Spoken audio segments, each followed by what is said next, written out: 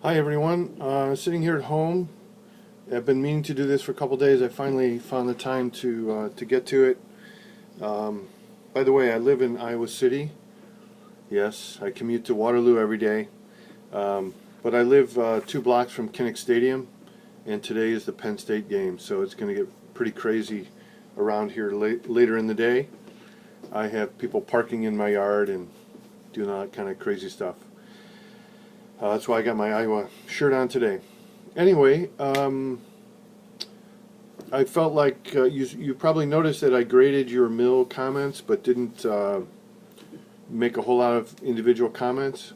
I decided it'd be much more efficient for me to give you your grades for effort and for your basically your attempt to read mill, and then give you all comments together in one video, because a lot of your ideas and questions overlap, of course. So if I can cover a lot of them at once, it'd be a lot easier for everyone.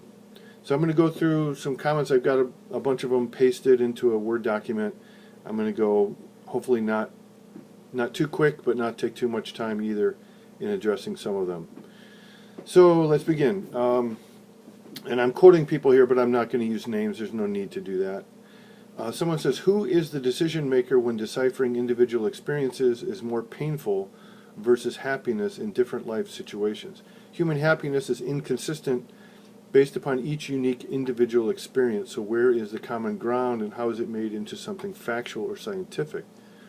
Someone else says, the greatest happiness principle is very broad and hard to follow, as no one really knows what the definition of happiness is. Different groups of people find happiness to be different things, as well as the individuals. Another person says, I think that we as people all have different things that make us happy. Not everyone is the same. Throughout our lives, we find different things that make us happy, so we'll have different goals and things we desire. Right, so these are good questions. These are challenges to Mill's claim that happiness is something that's universal, and being universal, he thinks that we should be able to measure it and come up with the correct decisions. And all these people are saying, well, there's this word happiness, but it seems to refer to a wild variety of different things. So what makes Mill think that this can be a universal practice, a universal science, and when the thing you're measuring doesn't seem to be universal? And I think Mill would have two answers to that. One would be that he would challenge you to say, is it not the case that when people make choices in their lives about what they're going to do, they're always telling themselves, consciously or unconsciously, that this is something that they're doing because they think it will make them happy? Conversely, he would say, do you think that people go around saying, I want to do this because it's going to make me miserable or cause me suffering? He doesn't think so. So he thinks he's firm in his claim that, in fact, happiness is a universal good. All human beings recognize it as better than misery. But that doesn't necessarily mean that we can go around measuring it, and it's helpful to his project. So I think his two answers would be, one, that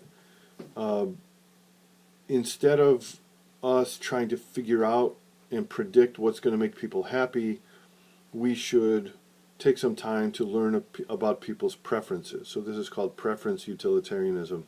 So instead of me trying to guess what people need, what we should do as a society is sort of learn, what do people prefer? And in fact, this is what advertisers do all the time. They do all this market research to find out what people want, and then they tell companies, create that stuff because people want it. This is what they prefer. You may not prefer it. You may not even understand why they prefer it. But the fact that they prefer it means they believe it will bring them happiness. So, because people are motivated by wanting happiness, give them that stuff because they prefer it. So that sort of changes, right, the way you calculate things. It's not so much that you have to figure out what will make people happy. You have to just find out what their preferences are. So we could have a long discussion about whether that's satisfactory as well.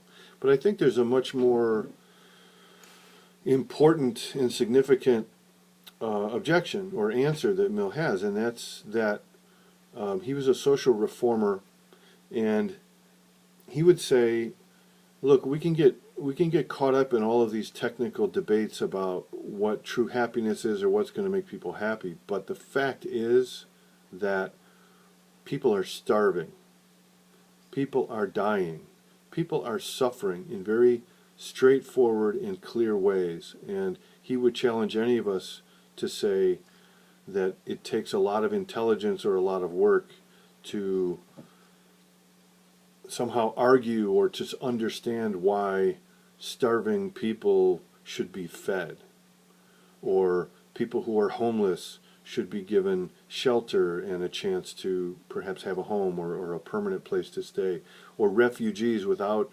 any access to, their homeland, or are wandering the earth looking for comfort shouldn't be comforted. So he would say, of all of the possible, situations in the world where we might act, there really should be no confusion and no difficulty in saying, look, this is going to eliminate some very intense suffering, and we should do that.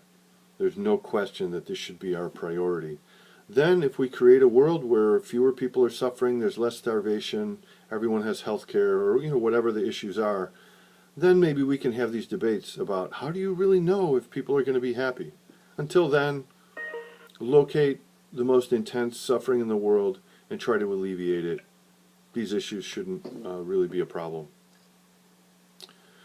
All right, second set of topics. As we have discussed before in class, serial killers get feelings of joy out of killing people, but the people that are being killed get the opposite feeling, I think it's safe to say. So really, this is causing two separate feelings among two separate people. Someone else says, something that makes someone superficially happy may not be good for them, but that's where the measurement of happiness comes in, which doesn't make a lot of sense because of the subjectivity of the spectrum of human emotions. Okay, so the idea here is, what about people who get happiness out of causing other people suffering, or from stealing, right? Things like that. So these questions are good questions. I'm glad you asked them, but they fundamentally misunderstand Mill's point. Because Mill's point is that ethics is not about what makes you happy. That's another theory we'll look at later on called egoism. Mill's theory says your action is good according to how it affects you and other people. So just because you get joy out of torturing people doesn't by any means justify your action on Mill's view.